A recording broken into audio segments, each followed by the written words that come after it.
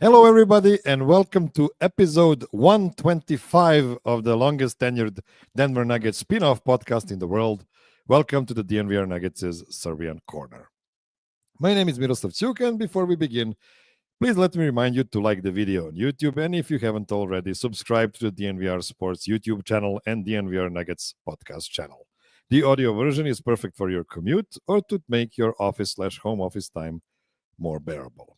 If you want to support the show more directly, you can become a Patreon supporter at patreon.com/MiroslavCuk, just like my Seco tier supporters, Peter Plummer and Daniel Lynch. Let's do just a quick recap of the last week's games. There were only 3 games since the last show. So first, the Boston game.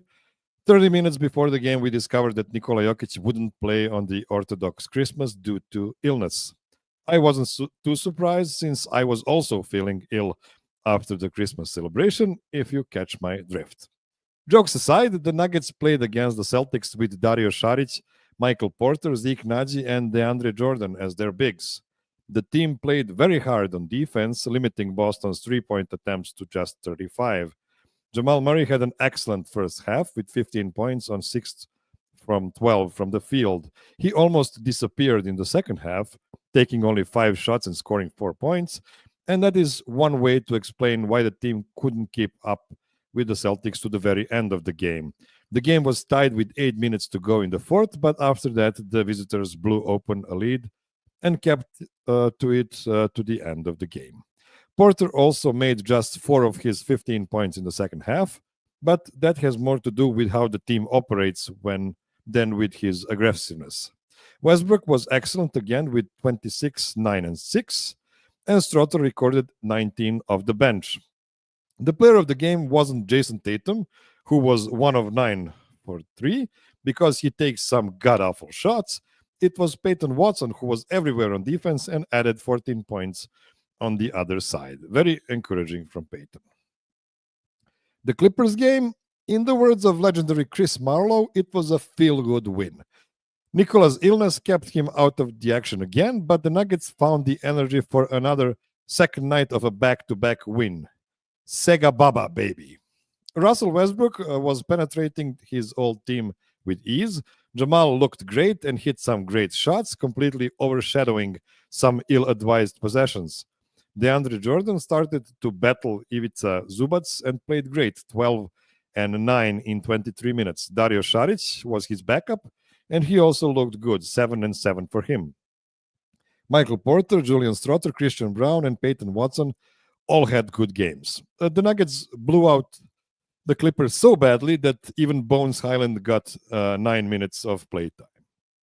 The Nuggets looked like a real NBA team without Joker, and that data might be very useful in some playoff minutes this spring. 8 of 8 in games with no rest. Great stuff.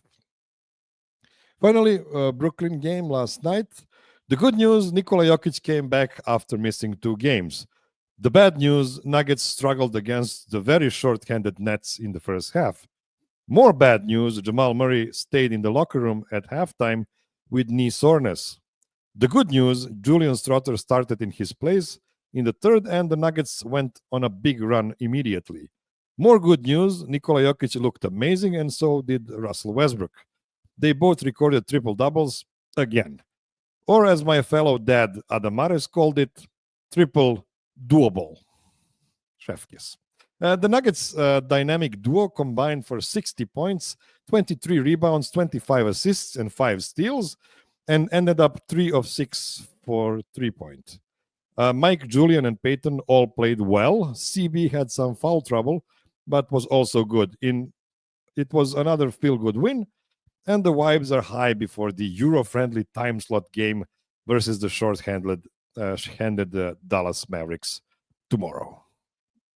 Okay, it is time to bring in some reinforcements. First, the Nuggets Nation's favorite draft guy, a contributor to Crown Hoops, but most importantly, a middle school basketball coach. It is Citi Fazio. Buongiorno, Citi. Miroslav, how you doing? Thanks for having me on. Always appreciate coming on the Serbian Corner talking Nuggets. So looking forward to joining the guys today. Thank you so much. You're calling from the Eastern time zone, right? I am. Yep, from New Jersey today. From New Jersey, so just 6 hours in the past comparing to me. But we have another guy coming in on this show, and he is 10 hours away in the Alaskan time zone. I don't know what's the name of the time zone. He is a certified bucket since '88, a co-host of the Four Corners Denver Nuggets podcast, same as you, to be honest. Calling from far north from Homer, Alaska, it's Peter Plummer. Welcome to the show, Pete. Oh man, you guys again? Yeah, I know. Sorry. What's up, Miroslav? It is what it is. So how's the weather in Alaska? Beautiful. It's like 44 degrees today. Yeah, 10 hours behind you. It actually is called the Alaskan time zone. The funny thing is, Miroslav, it's like I basically have the opposite schedule as you when it comes to watching hoops, right? I mean, I'm 2 hours behind Mountain Time now. So Nuggets home game start at 5 for me. If the Nuggets are on the East Coast, it starts at 3 p.m. for me. And all my basketball watching is done by like 7 at night. It's kind of weird. Yeah, like Broncos and Nuggets games tomorrow are gonna be like at 9 a.m. for you or something like that. That's pretty crazy, right? Broncos, yeah. I don't know what time the Nuggets game is, but yeah, definitely pretty early. Yeah. Well, at least you'll have something to do in your AM hours, not that you have to, tend to a baby or something like that. Like I know you don't have a lot of stuff to do at home. Okay, so guys, we've seen 2 games without Joker this week, and it was different comparing to 4 games we had before when he was on leave after his baby was born. And that stretch looked pretty disastrous. And this one looked pretty encouraging. Like a competitive loss to Boston and a blowout win versus the Clippers. That's all I could have asked for, honestly. What did you like the most from this extremely different look Nuggets?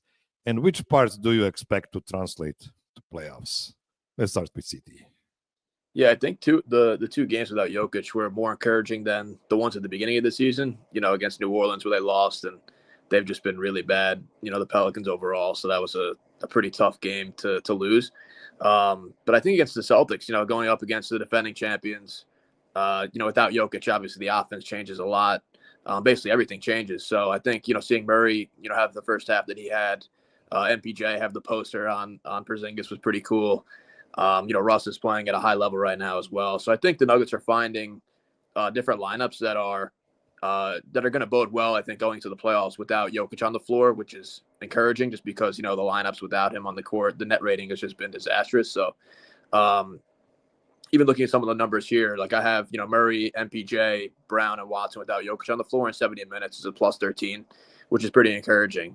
I think they have to find lineups without Jokić that, Malone could go to in which, they can hold their own for the most part. Like Murray, MPJ, CB without Jokić is a plus 8 in 137 minutes.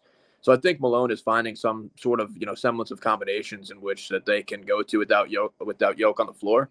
And they'll need that in the playoffs because, Jokić is going to be off the court for a couple minutes, but in those minutes is when the Nuggets usually tank. So if they could find some combos in which they can, at least stay afloat, I think that'll bode well, going into the playoffs, but also to close out the regular season as well. So we don't have to endure too many non-Jokić minutes in the playoffs. It's probably something between 7 and 9 minutes per game. But we still need to find ways to figure them out. Pete, what was your favorite flavor of those non-Jokić games this week? So, to be honest, I didn't get to watch the Celtics game, but I watched the Clippers game, and I was very encouraged. I think we all know how great Jokić is, and we've always talked in the past about how when a new player comes into the Nuggets, there's kind of like an adjustment period, right? It's like 20 games or so to sort of learn the way he plays because he processes the game so fast. And I think you've really seen that with Russ, obviously, is the best case example of how good he's been. But one thing I don't think we've ever talked about is we always say the Nuggets struggle without Jokic, but I think there's also an adjustment period of when he leaves, because you get used to playing with him. And then even though we wouldn't call him a ball hog, he's still heavily involved and has the ball a lot, right? So I kind of think, it's a combination of they're still NBA players. They're really good. They want to prove themselves like, hey, we're not just one, a one-player team. But there's also a little bit of like, you don't forget playing basketball the way you grew up playing it. So even though it's different styles in America versus Europe, I kind of thought the Nuggets just looked like a regular NBA team against the Clippers, like in a good way. They were moving a little faster, and DeAndre Jordan, even at his advanced age, he's a lob threat still, and he's a little bit more athletic than Jokic, so he's not being used as much. But I kind of felt like they were flying around a little more on both ends, and you kind of just saw Mike and Jamal and even Russ playing a little bit freer. So I just hope that they remember those games and how they were able to look pretty confident without Jokic, and then, like you said, hopefully string some of those lineups together in the playoffs. We haven't seen a lot of Zeke minutes in those two games.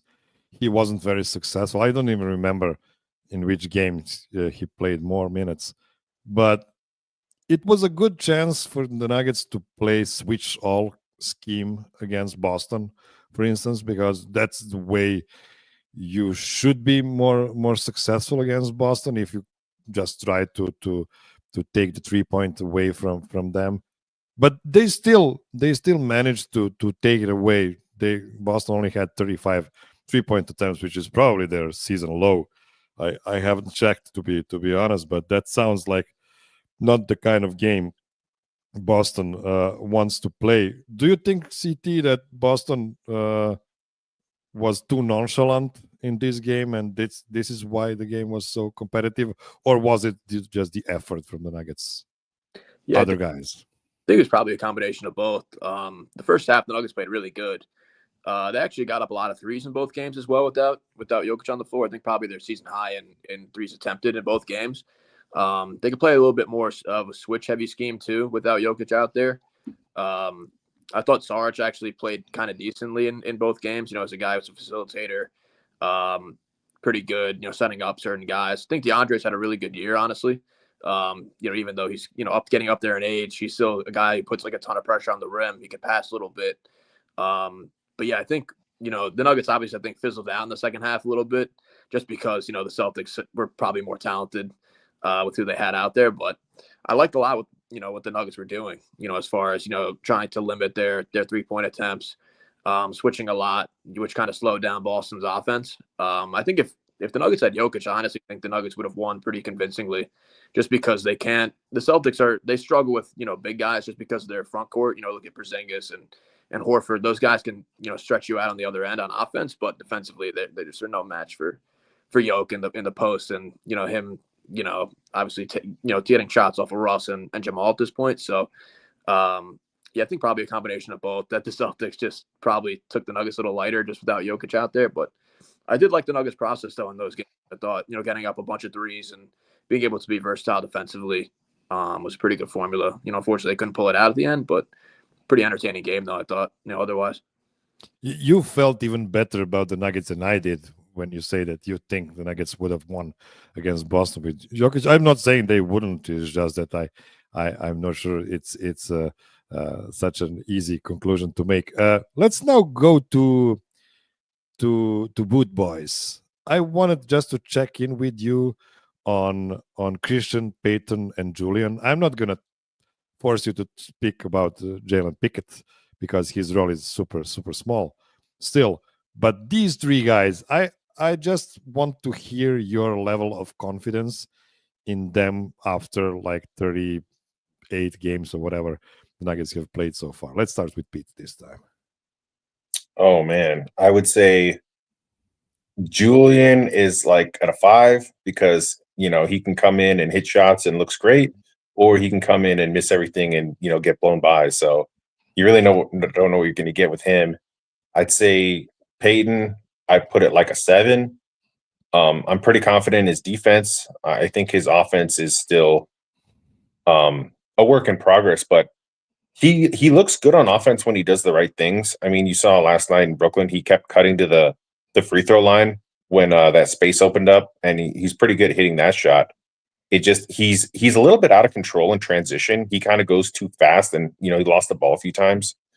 I think it would be good on him to maybe slow down a little bit. And then Christian, I think I'm like somewhere between a 7 and an 8. It's like what you're going to get out of him most nights. He plays hard. He's going to be in the right spots. And sometimes he hits shots and he doesn't. But I don't really feel like there's much improvement left for him. Like, I know he can get better things, but I don't really see it happening.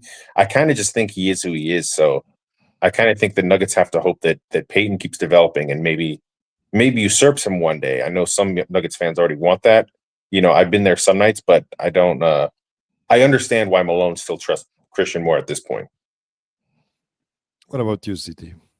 Yeah, I think it's been a lot of up and down over the past 3 years. I think to be expected, honestly, with where they were selected, all of them selected in the late 20s.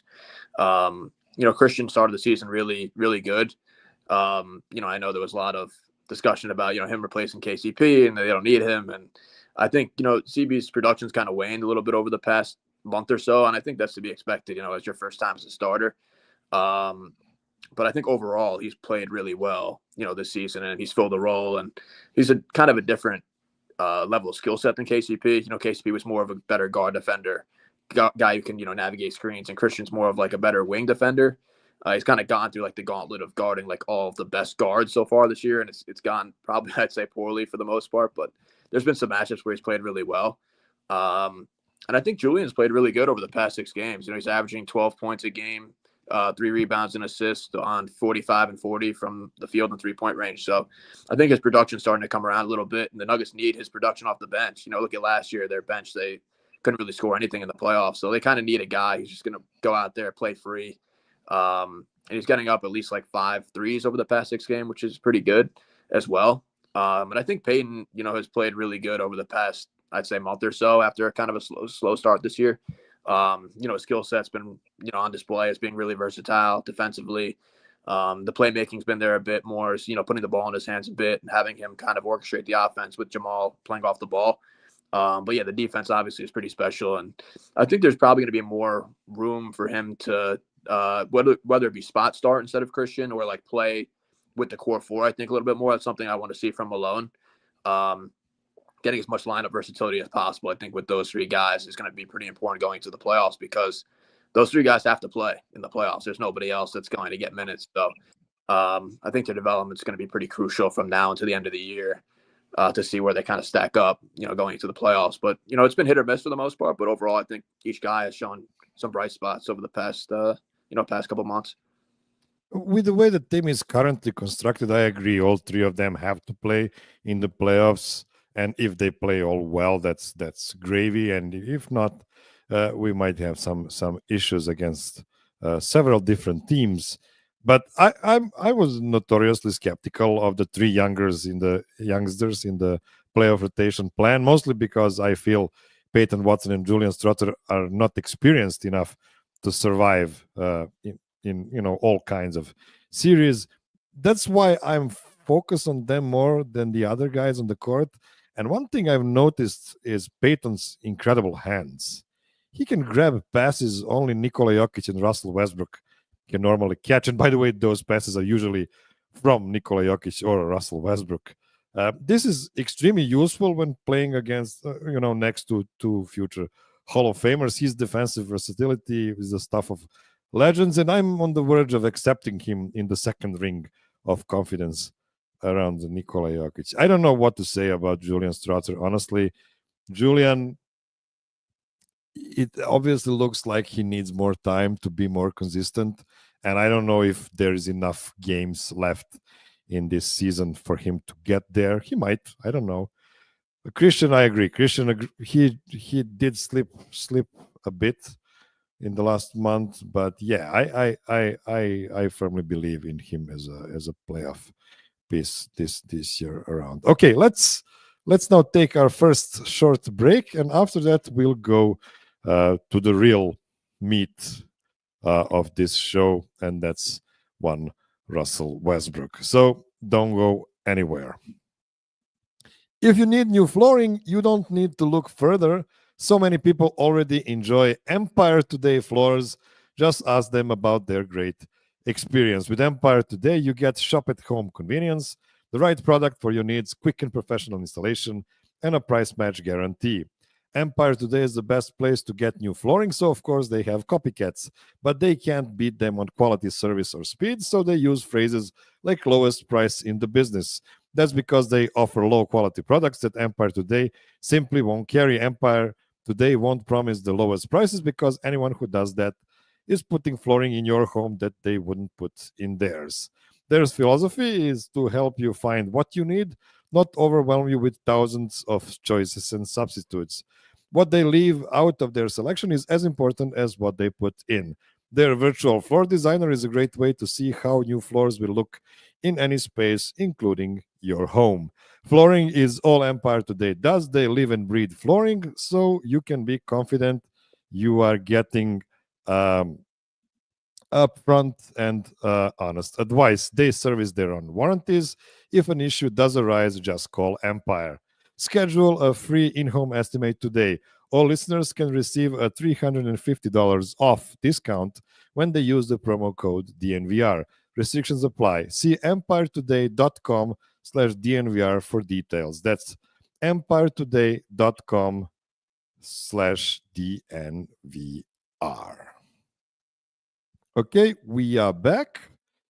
So, as promised, we're gonna spend some time talking about Russell Westbrook and his rise on the Nuggets. But before that, I have to ask you guys, how concerned are we about Jamal's knee getting sore from time to time?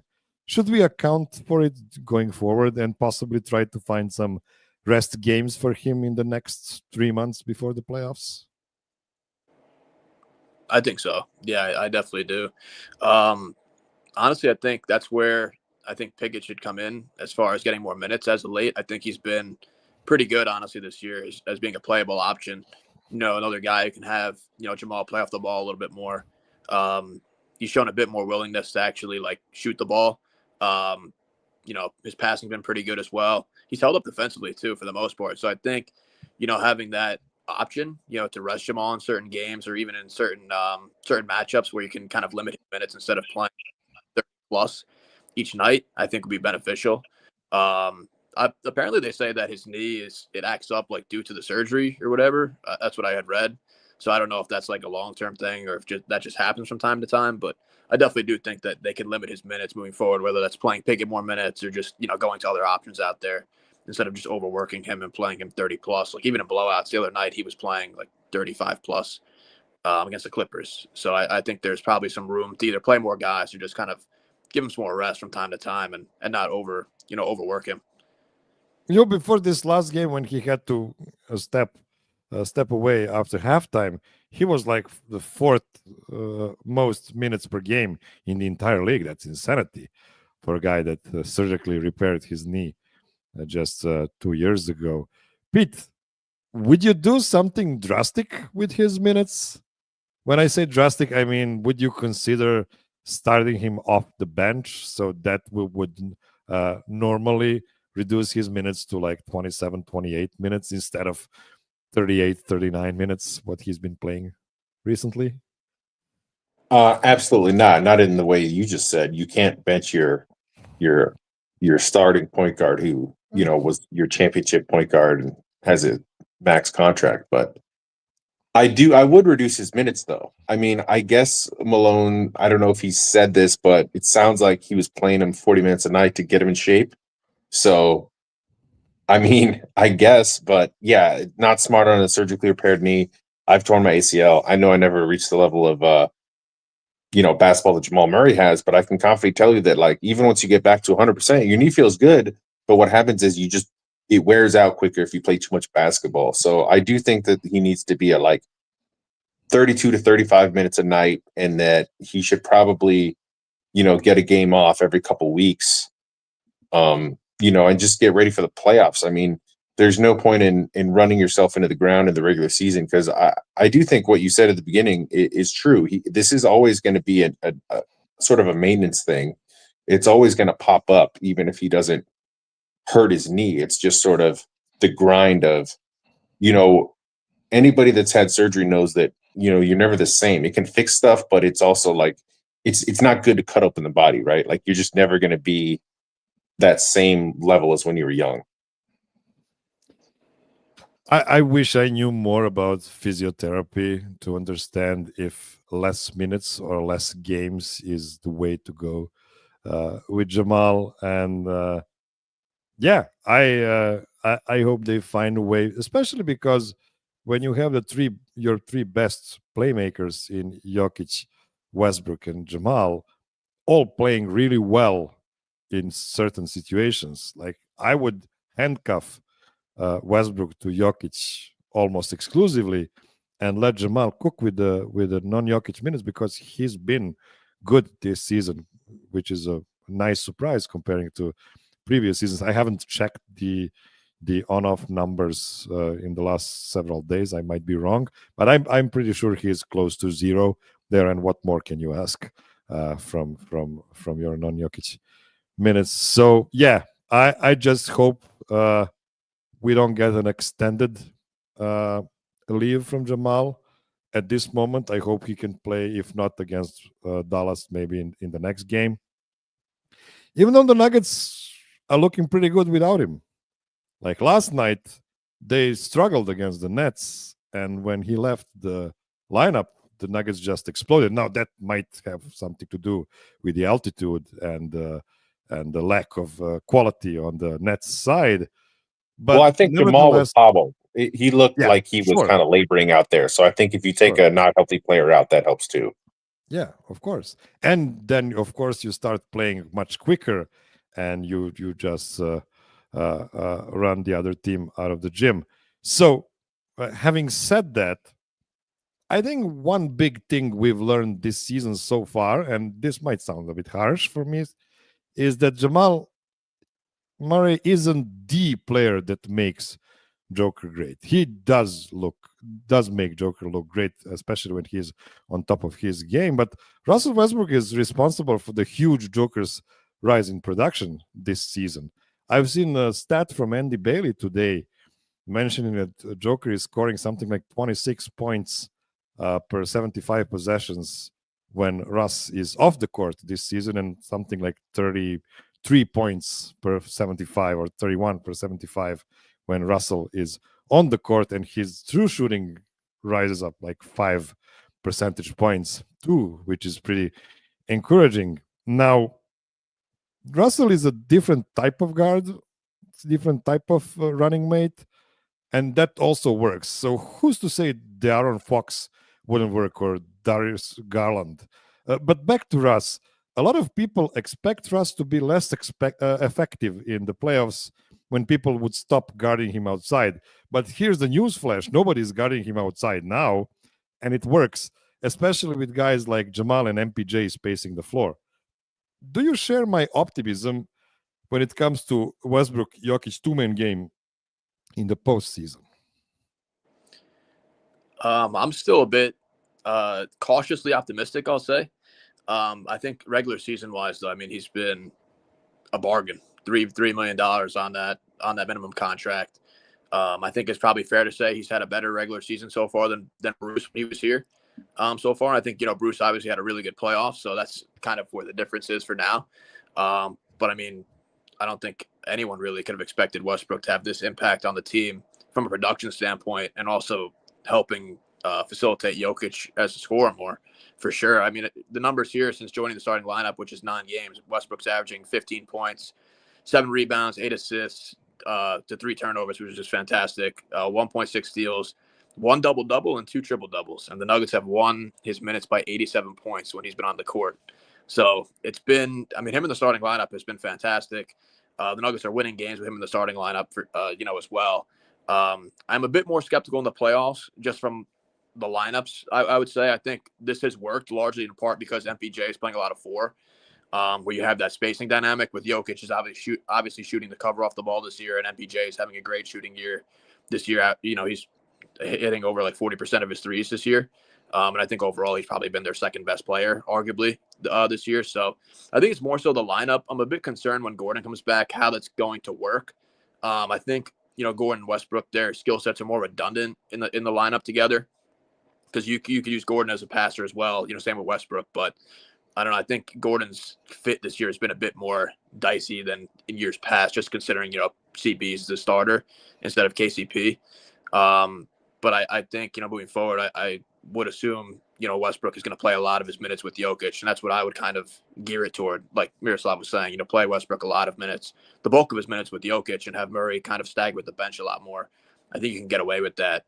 In certain lineups, you can win the minutes, when Murray's staggering with the bench and Westbrook's being like the sole point guard with Jokić, and you could have, anyone else next to them. You could play with Julian, you could play with Mike, Peyton. Like, I think those lineups make a lot of sense. But overall, Westbrook, his production this season has been saving the Nuggets for sure, and able to keep them afloat as like a top 4 seed so far, which they're in good position, I think, from now until the end of the year, trying to get like a top 2 seed. I think that's pretty attainable.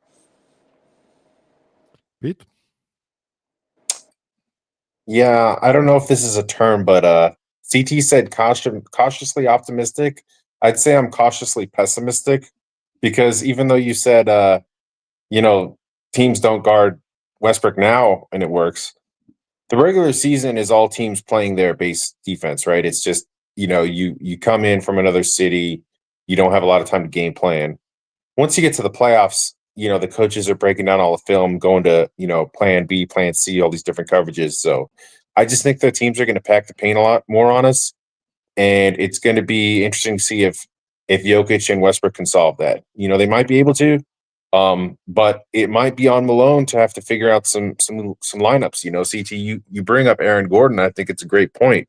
The fit with him and KCP was a lot cleaner than with Christian. So is Julian going to be ready by playoff time to be that 5th guy in the lineup if they need an extra shooter on there? I don't know.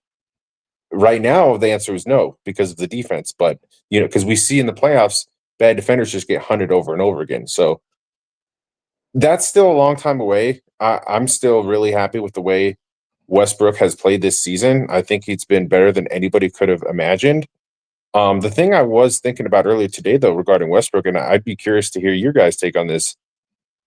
We've heard, writers like Kevin O'Connor for years, like 5 years even now, say like, oh, Westbrook needs to change his game. He needs to screen more and cut more off ball, and he just refuses to do it. Now he's finally doing it. How much of this do you guys think that is like Jokić, him and Westbrook have good chemistry, know how to play together? Or do you think Russ finally humbled himself, just being older and, maybe not having many opportunities? Or just do you think it's a bit of everything? Well, honestly, maybe Russ is, for the first time in his life, playing with a guy who is good enough for him to adjust his game to him. But also, let's be honest, Joker adjusts to his teammates a lot. Like, he figures out how he can use his teammates the best and just play to their strengths. Like, I always hate. There's gonna be a soccer analogy here.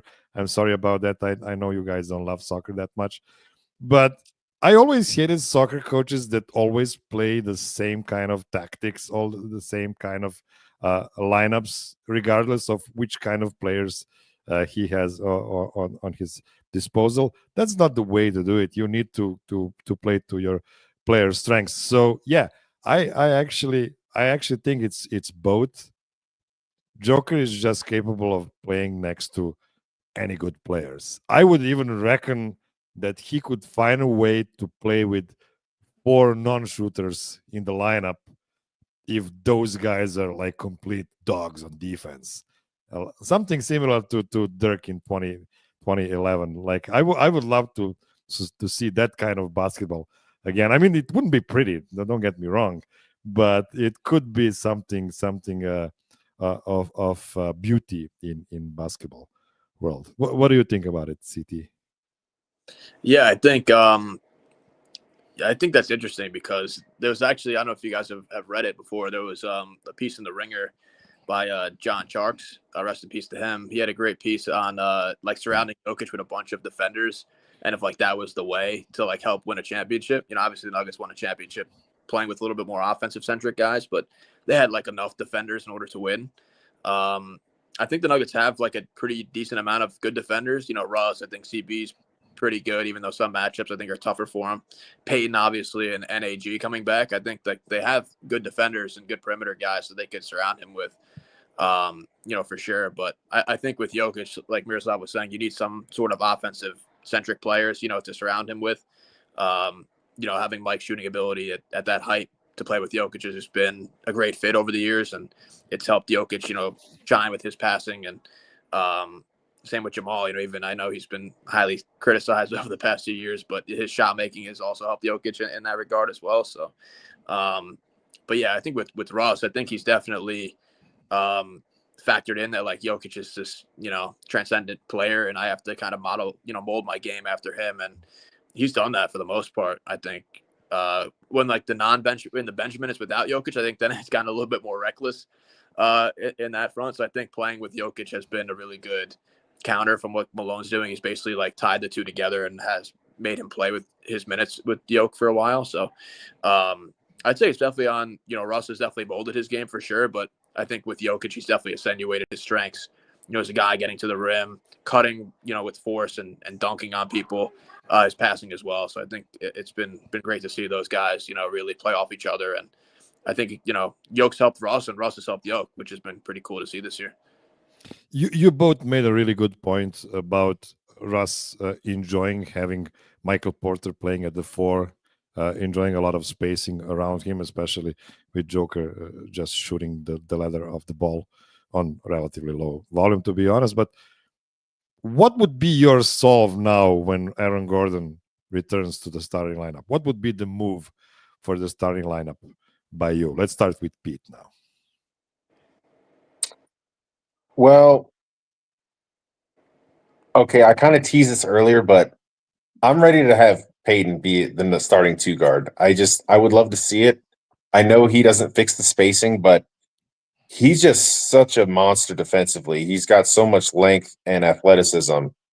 The Clippers game the other night, he completely changed that game in the fourth quarter. I mean, I know the Nuggets were already ahead, but I think they gave up 16 points in the fourth quarter and overtime.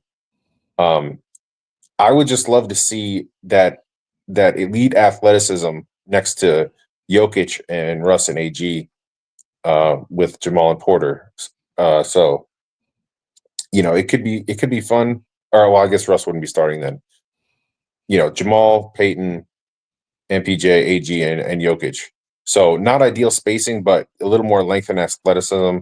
One thing the Nuggets have really done this year to try to, mask their spacing 3-point issues is get out and run more.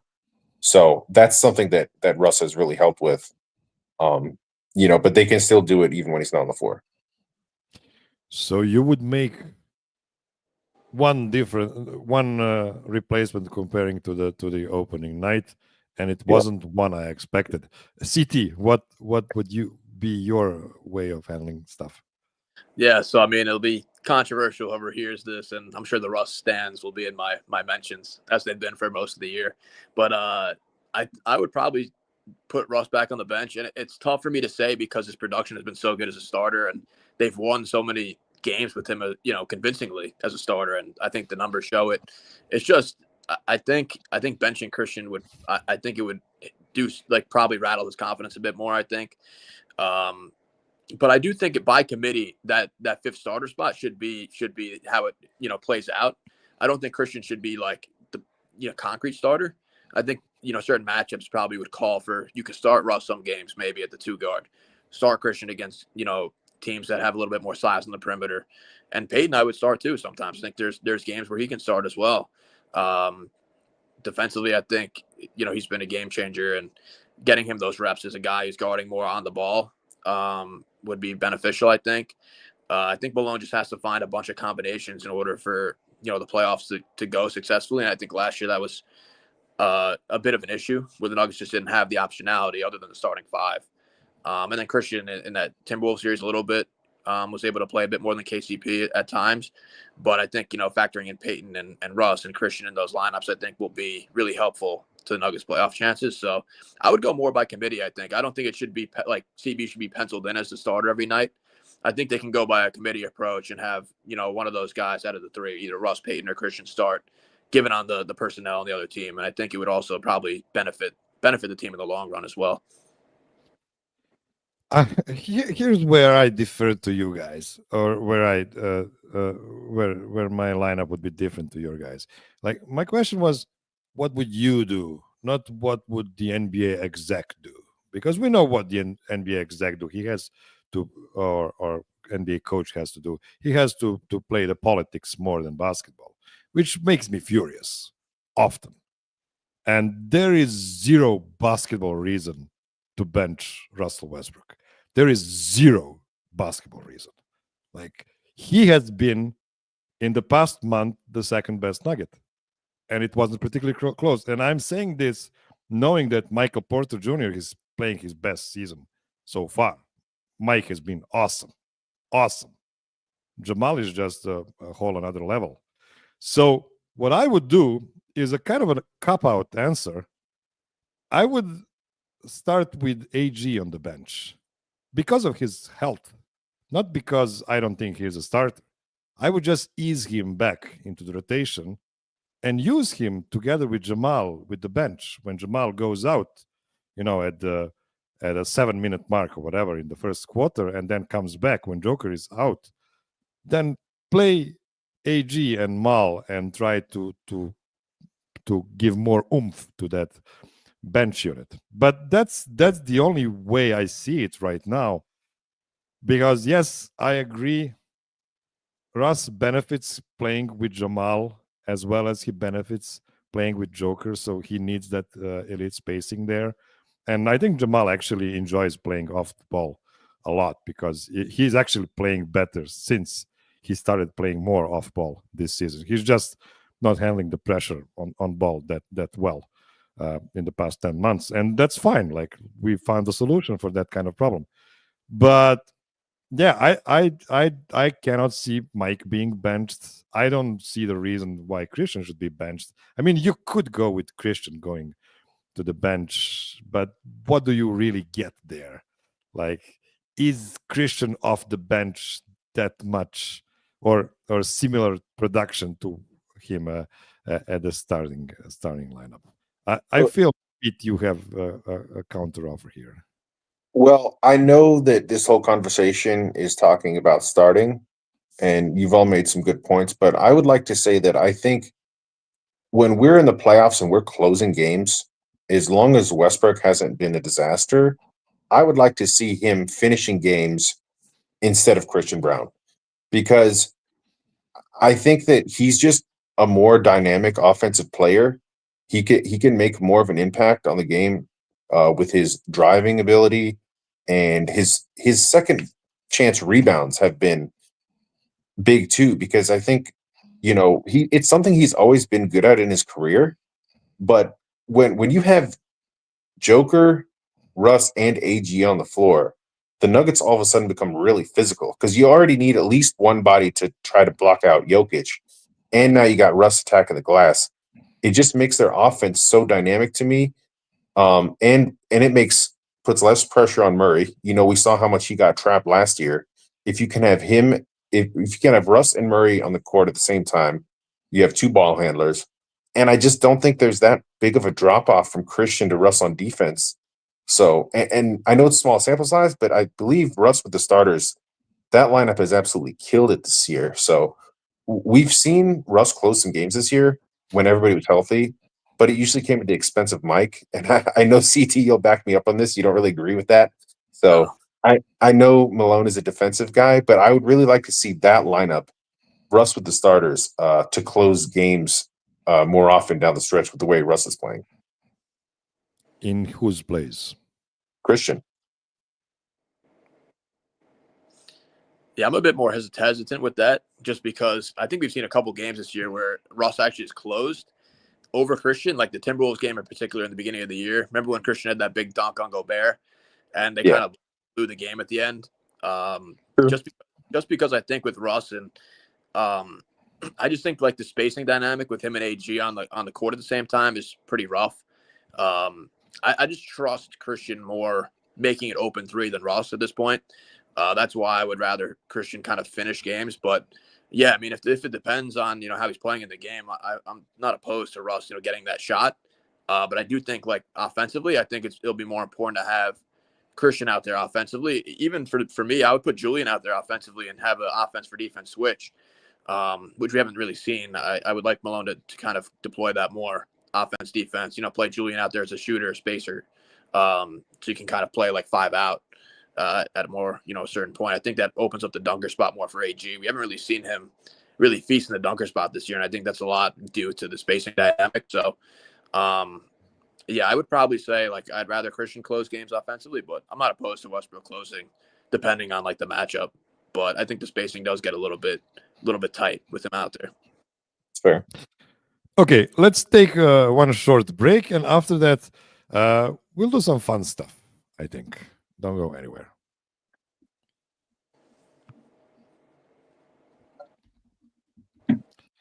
Okay, we are back, and I'm a big fan of Chris Marlowe, and he had a crazy idea a couple of days ago. He mentioned that Russell Westbrook could use his popularity and get to the All-Star game this year. Now, I don't think that's something that could happen, but how crazy would it be for the 36-year-old Duracell bunny to be the first Nikola's teammate to get to the main event at the All-Star weekend?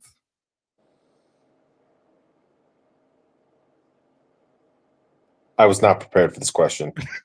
I know. Yeah, I put you on the spot. Yeah, I mean, if the Nuggets can somehow get into second place by the time the coaches have to vote, maybe. But I don't know. Porter's still playing more minutes, giving you 19 and 7. I don't know how you take Westbrook as the second Nugget. What do you think, CT? I would probably, production-wise, Mike is probably the second guy, but I think there's still probably just Jokić. I don't think anyone else is unfortunately going to have a chance, but it would be nice to have a guy at some point in Jokic's career to get another guy out there with him at the All-Star game. Jokić not having a single All-Star teammate throughout his career is the weirdest feather in his cap. It's what helps the legend of Nikola Jokić, honestly. But I just need to get a nugget there. Like I don't want this era to end, and we can say, like, the Nuggets had multiple All-Star players in several different eras, but not in the most successful one in their career. That's pretty crazy. So yeah, I don't know if Russ has I would put it at like 2% chance that actually happens. But it's just ruthless the way the All-Star teams are being selected. I don't know, maybe like an injury replacement. Who knows? Like it's possible. Like, it would be an amazing moment to get Russ back in the All-Star after him being called cancer on the Lakers and being dispatched by the Clippers, even though he's been playing pretty well with them. If it was just the fan vote, he probably would have been in the mix by now. His fans have voted for him a lot by now, I would assume. I don't think he's in top 10 for guards in the West. Really? Which kind of surprised me, because we know how many stands Russell Westbrook has, and it's one of the most loyal fan bases ever. I really enjoyed the experience of interacting with them. I don't know. It's just a crazy thought by Chris Marlowe.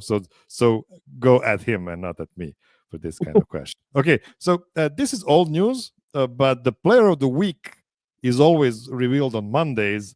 So it is what it is. Joker was last week's Western Conference Player of the Week with like 36 and 14 rebounds and like 11 and a half assists. And then you have Jason Tatum next to him with like 27, 7 and 4. And like, what are we doing? Like, why do we put these guys on the same level because they're from different conferences? It's just that Joker is number 2 in points per game. He's like 0.1 behind Giannis right now. He's number 3 in rebounds, number 2 in assists, number 1 in 3-point shooting percentage. He's like top 4 in steals among players that qualify for steals per game.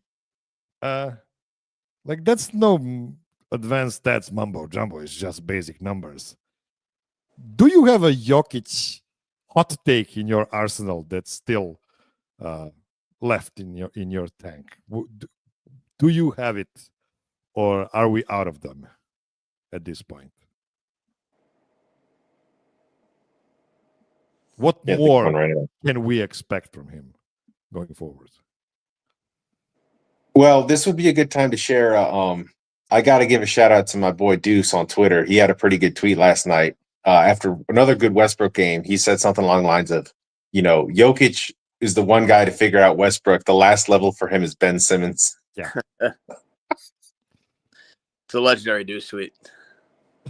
Yeah. So your take is Jokić could just turn himself into a rehab center for former NBA stars and just put them back. Nuggets fans have been talking about this for years. Why don't guys just come sign 1-year deals with Denver and totally re-up their value the way Bruce Brown did? So maybe, I don't know. I don't know if there's a pipeline there for guys to rehab their careers. Maybe there is, but I don't know if Jokić wants that. I think if Jokić could win the scoring title, I think that would be something that would be pretty impressive. Just because even scouting him prior to the draft, I just would never expect him to win the scoring title just because of his. He's always been a guy who's passed first, usually for the most part, and then kind of when he figured out that like teams can't guard him, he just was. Yeah, and the team needed his scoring as well. He decided to go more into scoring mode. I think if he could win the scoring title, I think that would be probably for me one of the more shocking developments in his career. And I think he honestly might get there, depending just seeing like what the landscape is of the West and the Nuggets. I think he's got a chance for it. So I think that'd probably be like a pretty impressive feat if he were to win the scoring title. Alongside another MVP if he's able to get there, depending on if the Thunder fizzle out going forward. But I don't know. They don't look like they're stopping anytime soon, unfortunately. Yeah, I have a hot take, and I have to go really hot, because I don't know if I can do any half measures anymore. Like the hot take I have in mind is him just playing 48 minutes per game in a season. Like just replicate everything Wilt ever did. And just because this season Joker's incredible production is partly because of addition of Russell Westbrook, but it's also he's playing the most minutes of his career. And that's because Michael Malone does not trust any big of the bench at all. Like he's trusting DeAndre Jordan the most right now. And we know DeAndre Jordan is, long on the tooth, and we all love him. But at least I love him deeply, but he's just not a guy you should rely on every night of the regular season, especially not in the playoffs. So why not? Let's just go all the way in Malone's phobia of playing a backup center and just play Joker 48 minutes. Like, how much damage could that make? Like, just take more off possessions on defense than you do right now, and I think he could handle that. Okay, before we go, the trade deadline is, I believe, something like 4 weeks away. So we spoke about the Nuggets' need for all of their 3 young guys, all of the boot boys, to be in the playoff rotation.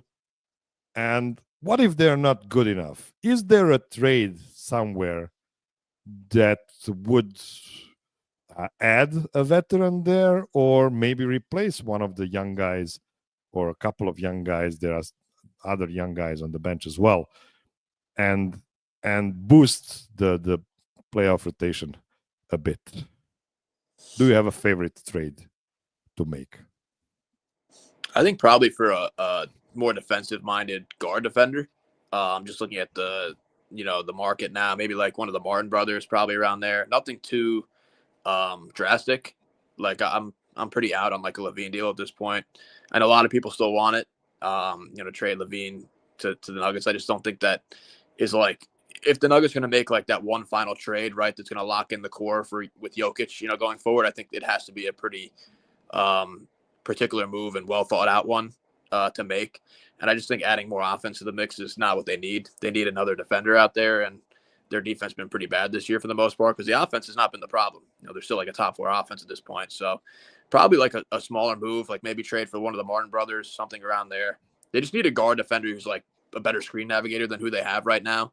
Because their best screen navigator at this point is probably like Jamal or Russ, which is pretty problematic, unfortunately. So probably another guard defender, I would think. And I wouldn't trade like the first rounder for a backup big. I've seen a lot of people throw that out there. I think they need that first rounder to trade for a more impactful piece because a backup center, I mean, Jokić is going to play 40 minutes in the playoffs. They need a guy who's just going to be able to like eat minutes in the regular season and in the playoffs as well. So probably just a minor move for like a guard defender that can navigate screens. And I don't think that guy would cut into like Julian's minutes or Payton's minutes necessarily. I think you could probably play him next to those guys as well.